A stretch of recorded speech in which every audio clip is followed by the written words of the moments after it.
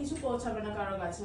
মানে আমার হাজবেন্ড প্রচুর সময় দেয় ফোনটাতে, ও তো দেখছে, ও এখন 38K ফলোয়ার্স হয়েছে, প্রচুর ও পরিশ্রম করে। পরিশ্রম তো করতেই হবে, না হলে ফল পাবে। আমার ওই সময়টা নেই, আমার বাচ্চা আছে, সংসার আছে, বাচ্চা থাকলেও মেকআপটাকে বাচ্চার মতো মানুষ করতে হবে প্রথম কথা। সেকেন্ড কথা, অনেক স্টুডেন্ট বলে, আমি লক্ষ্য করেছি যে সবাই ক্লাস শেষ হওয়ার পর একটা জিনিসের পেছনে ছোটে যে ম্যাম পেজটা কি নামে ওপেন করবো, পেজটা কবে ওপেন করবো, নিয়ে কি করে ওই পেজটা দিয়ে রাত দিন ভর এক গাদা পোস্ট করতে থাকে, যত শুট করে।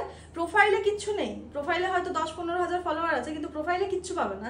প্রোফাইলে একসাথে অমুকের ব্রেকআপ হলো, একটা স্টোরি দিয়ে দিল, অমুকের সাথে ঝগড়া হলো, একটা কিছু আপলোড করে দিল, এটা চলছে প্রোফাইল। আর পেজে আপলোড করেছে, অথচ পেজের মানুষ 200টা ফলোয়ার্স আছে, এই খুলেছে মেকআপ কমপ্লিট হওয়ার পর। ক্লায়েন্ট তো বিশ্বাস করবে না, এটা ফেক পেজ ভাববে, একটা ট্রাস্টের ব্যাপার আছে না। আমি সবসময় প্রেফার করবো তোমার প্রোফাইল যদি রিচ ভালো আছে, পেজের পেছনে না ছুটে প্রোফাইলটাকে গ্রো করো, প্রোফাইলে পোস্ট করতে থাকো। আংবাং যেগুলো থাকে, পোস্ট থাকে, স্টোরি থাকে, ওগুলোকে ডিলিট করো, ওগুলো থেকে নিজেকে দূরে রাখো, প্রফেশনাল ভাবে নিজের প্রোফাইলটাকে তৈরি করো। যেটুকু ক্লায়েন্ট দেখতে চাই, পেজটা খুলে যেন 1000টা তোমার মেকআপের ফটো পায় খালি। কোথায় খেতে যাচ্ছ, কোথায় ঘুরতে যাচ্ছ, থেকেও বড় কথা তোমার মেকআপটাই যেন ফোকাসে থাকে। তবে গিয়ে না আমার একটা ক্লায়েন্ট কি মনে হবে, লুকস গুড বলে একটা ব্যাপার আছে না, যিনি প্রফেশনাল, এনাকে চোখ বন্ধ করে বুকিং করা যেতে পারে। আমরা একদম পেজের পেছনে ছুটি, কিন্তু পেজে তো রিচই নেই, তারপর ভাবি বুকিং আসছে না।